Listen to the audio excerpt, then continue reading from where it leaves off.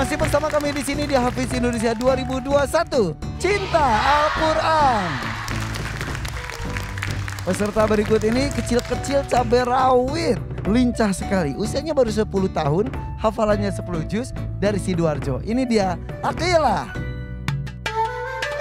Assalamualaikum. Waalaikumsalam warahmatullahi wabarakatuh.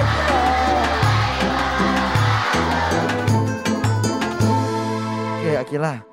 Ini tugas kamu adalah nanti ada ayat. Ayatnya itu ada beberapa kosong. Kata-katanya hilang. Nah kamu tugasnya adalah menyebutkan kata-kata yang hilang tersebut. Ya, mengerti? Silakan buka dulu maskernya.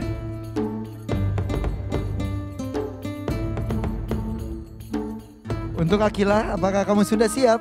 Insya Allah siap. Ini dia peserta kedua kita. Aqila, insya Allah sudah siap.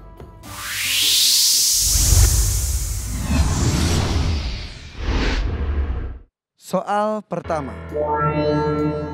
Kata pertamanya? Mawaqitu linnasi. Kata kedua? Bi an ta'tul buyuta. Kata ketiga? La'allakum tuflihun. Kita masukkan jawabannya.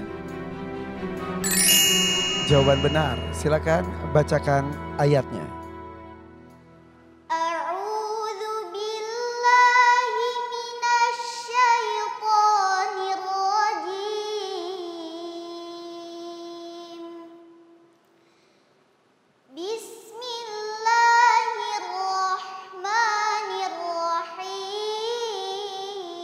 Bismillahirrahmanirrahim. Yas'alunaka 'anil ahillah. Qul hiya mawaqitu linnasi wal hajj. Walaysal birru bi an ta'tul buyuta min zuhuriha walakinnal birra man ittaqa.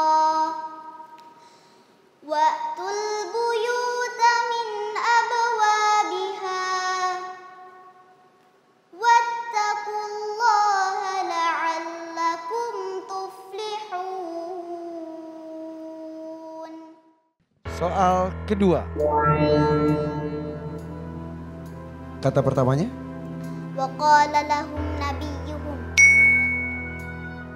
Kata kedua? mimma taraka alu Kata ketiga?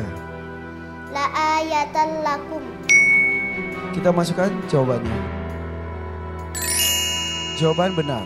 Silakan bacakan ayatnya. Aqila. Wa qala lahum nabiyyuhum inna ayata mulkihi ay ya'tiyakumut tabutu fihi sakinatum mir rabbikum wa baqiyatum mimma taraka alu Musa wa alu Harun. Mimma taraka alu Musa wa alu Harun tahmiluhul malaikah. Inna fi dzalika laayatan lakum in kuntum mu'minin. Soal ketiga. Kata pertama? Ma harrama Isra'ilu. Kata kedua? Qul fa'tu bit Taurati Kata ketiga? shadiqin. Kita masukkan jawabannya. Jawaban benar. Silakan bacakan ayatnya. Kullu ta'ami kana hillan li bani Israila illa ma harrama Israil. Illa ma harrama Israilu ala nafsihi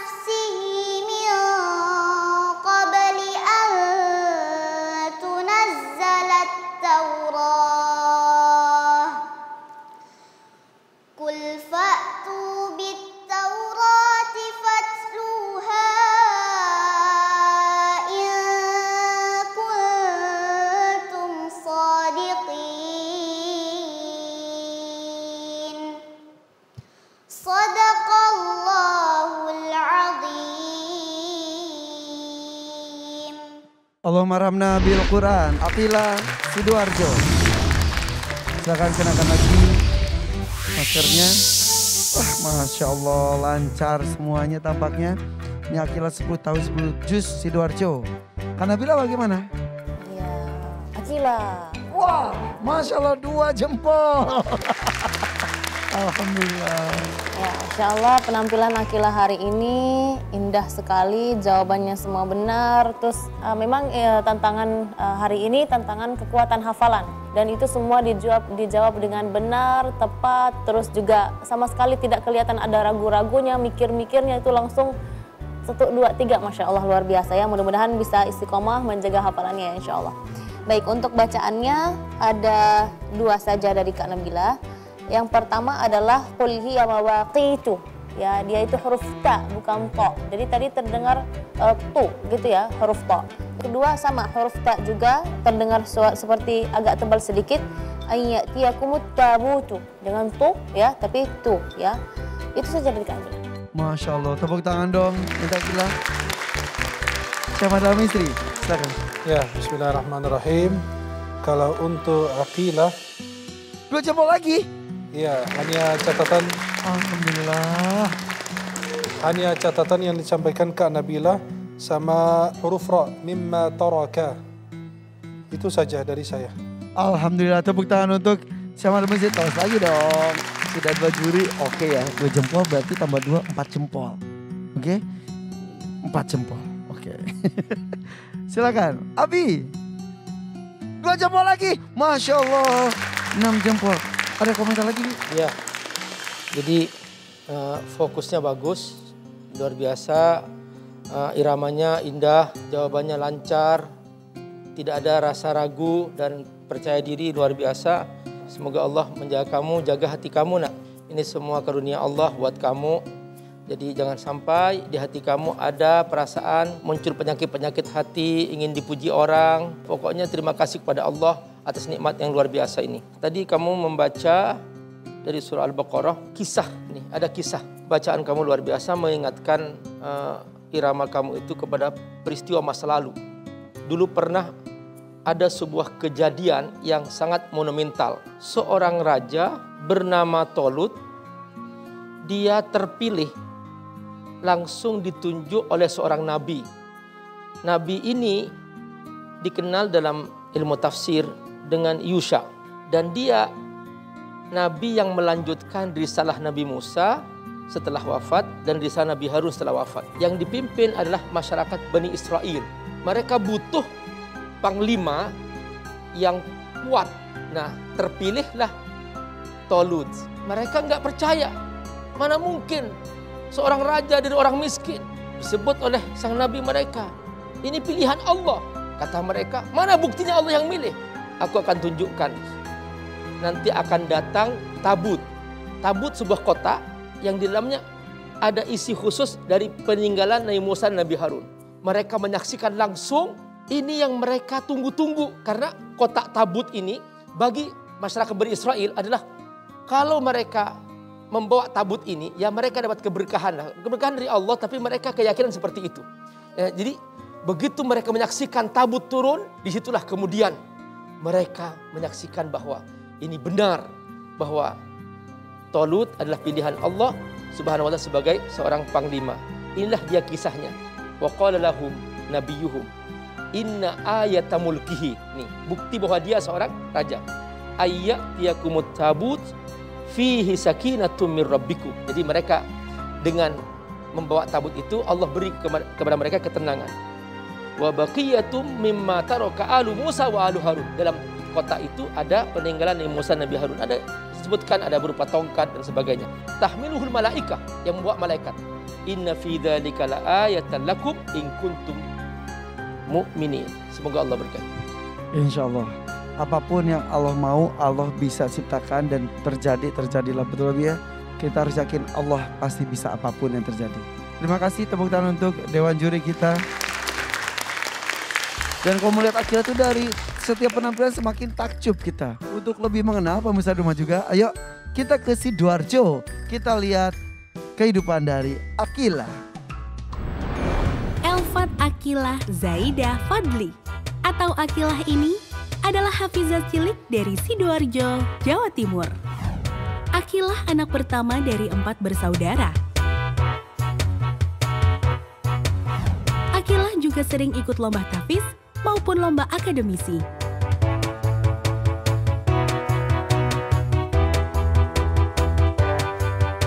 Abuya Akilah bekerja di bidang kesehatan, yaitu di bidang iridologi.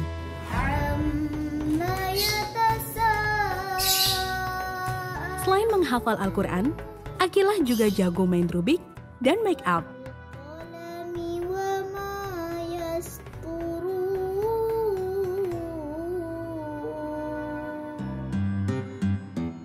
Semangat Akilah untuk terus menjadi hafizah yang 30 juz sangat didukung oleh Abuya dan Ummah.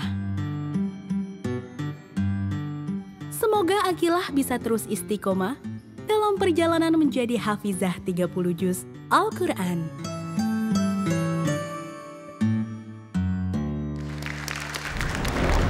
Cantik banget Akilah. Itu kamu make up sendiri? Iya. Beneran? Emang kamu cita-citanya jadi apa sih? Menghafal Quran pasti. Ya, Selain itu? dokter Dokter, terus? MUA. MUA, make up artist. Tuh, pengen jadi make up artist. Bagus tuh. Nanti kapan-kapan make upin Kak Nabila ya. Kak Nabila kapan-kapan boleh loh Boleh. di make upin. Karena kan seperti Kak Nabila itu kadang-kadang kalau tampil apalagi televisi harus make up. Bisa make up, bisa sambil murojaah tadi. Murojaah bareng, wah mantap sekali. Oh iya ya. murojaah bareng. Sambung ayat gitu terus sampai nggak selesai-selesai tuh make up ya. 2 juz sendiri. Jadi kamu kegiatan apapun sambil murojaah. Make up siapa yang ngajarin? Coba-coba sendiri. Oh lihat YouTube. Wah keren banget. Coba. Ya sini ya. Abuya. Abuya ini ahli iridologi. Pernah kita bahas di sini bahwa melihat apa bagian mata ya? Iris mata bisa dilihat katanya kita itu kondisi tubuhnya seperti apa. Kalau buat anak-anak itu minat bakatnya seperti apa. Nah untuk Akilah sendiri Abuya pernah lihat? Untuk hampir semua anak sih ya, tidak hanya Akilah. Setelah anak usia 3 tahun, sudah kita bisa lakukan analisa dengan iridologi dan skerologi. Nah ini tadi mengenai pengen jadi dokter, kemudian matematikanya juga jalan. Matematika itu otak kiri otak kanan? Dia lebih ke otak kiri. Otak kiri. Kemudian juga, tapi otak kanannya juga jalan, karena suka seni juga. Iya, ini salah satu kelebihan Ananda Elfat Akilah ini. Ketika itu saya bingung Kak Irfan. Ketika kita analisa otak kirinya bagus, otak kanannya bagus. Jadi makanya kita arahkan, kita sebagai orang tua sama umahnya ke arah otak kirinya dulu.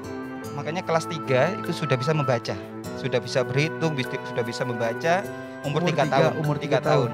Makanya ketika masuk TK, dia putuskan dia nggak mau masuk TK. Karena masa sekolah kok nyanyi terus. Nah gitu, akhirnya dia nggak pakai TK. Ya. Dan juga usia 4 tahun sudah mulai mengenalkan Al-Quran. Jadi memang ketika itu karena kita lihat analisa itu lebih kita arahkan ke otak kiri, untuk otak kanan untuk mengajinya kita arahkan ke ilmu makhrajnya, jadi tajwidnya mengajinya. Dan alhamdulillah memang belum fokus menghafalkan Kak Irfan. Jadi kelas 3 karena dia fokus untuk ngajinya tapi bukan menghafal. Ananda Elfat Akilah ini sudah dapat ijazah dari salah satu namanya Tilawati. Jadi kelas 3 SD. Baru situ baru menghafal. Masih belum.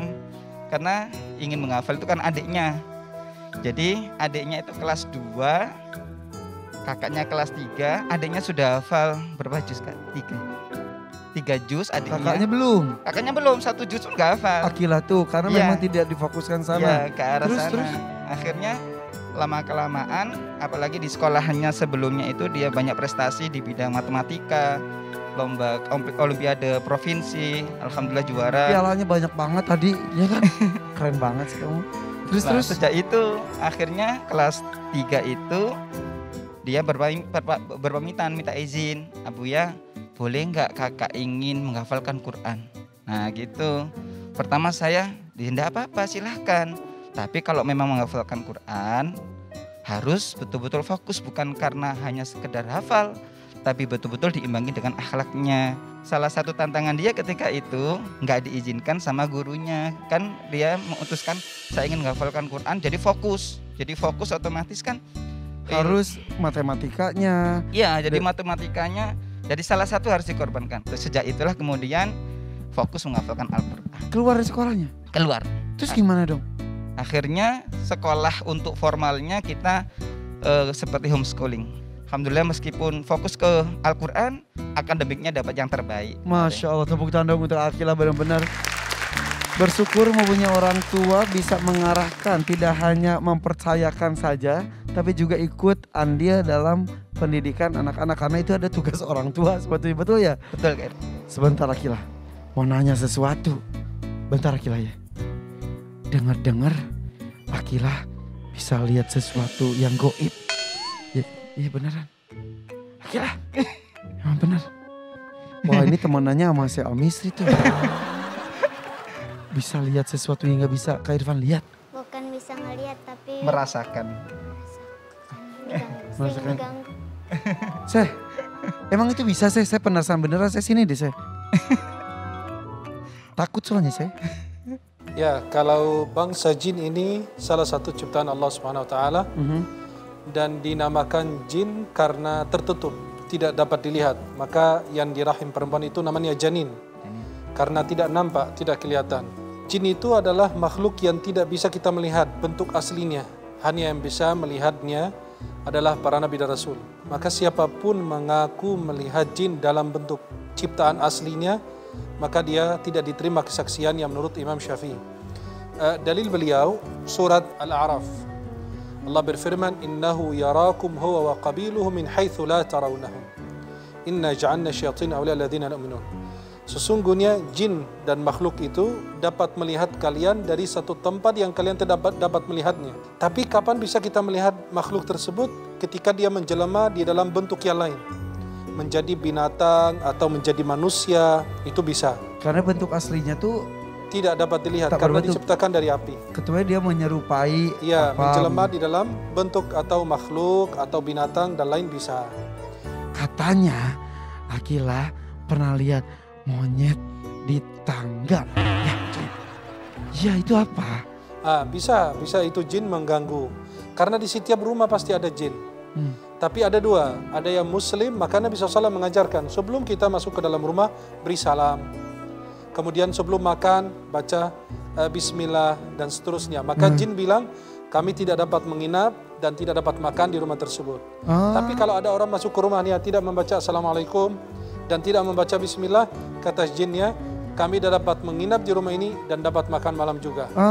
Tapi kok kita ngucapin salam terus dia ngejawab gimana? Itu lebih ngeri lagi. Kalau kita memang disunahkan kalau masuk rumah kita memberi salam. Tapi Akilah gimana? Bisa merasakan atau bisa melihat? Merasakannya. Pernah itu tapi pernah melihat monyet katanya. Itu nggak masalah. Monyet itu siapapun bisa melihatnya. Kalau menjelma dalam bentuk binatang bisa. Monyetnya di mana? Di tangga. Di tangga atau di pintu? Itu pas kamu umur berapa? Masih kecil. Tapi sekarang masih bisa merasakannya. Kalau tadi kayak seperti merasakan tindian itu sering, hampir di hotel ini aja hampir setiap hari. Oh di hotel? Kamar berapa? 217 Kak Irfan. 217. Jadi pokoknya intinya gini, Syekh. Jadi setiap ananda ini merasa hatinya nggak nyaman, itu sangat mudah dipengaruhi seperti itu. Makanya kenapa selama program Hafid Indonesia ini saya betul-betul menjaga betul yang berkaitan dengan mentalnya. Makanya saya tidak pernah memaksa, terutama ketika mau murojaah. Kita tidak akan memaksa. Terbangun dari dirinya sendiri sehingga hatinya fun, hatinya senang. Tapi kalau sudah terpaksa, pastinya nanti ketika sudah mau tidur atau apa, itu ada aja. Ya, akhirnya kita tanamkan kepada ananda, dan ini mungkin bermanfaat bagi siapapun. Kalau kita ingin melakukan apapun, meskipun itu mengaji, tapi kalau dalam hati kita nggak ikhlas, nggak karena Allah, nggak ridho, tetap setan atau jin itu akan mengganggu. Ya betul. Tapi memang bacaan yang bagus untuk Akilah maupun pemirsa juga, dengan menjaga wudhu, zikir pagi dan petang dijaga, sama ayat kursi nggak boleh ditinggal. Maka sebenarnya syaitan atau jin bisa mengganggu pada saat kita sedang ketakutan berlebihan. sedang marah berlebihan, yang ketiga karena kita lalai dari Allah. Tapi tadi ada kalimatnya bahwa apapun harus dilakukan dengan ikhlas. Ketika tidak, setan akan menyelusupnya lebih mudah lagi. Kalau ikhlas kan Allah ikut menjaga kita juga. Terima kasih loh Syekh. Masih ada satu peserta lagi yang belum tampil. Jangan kemana-mana, tetap di Hafiz Indonesia 2021. Cinta Al-Quran.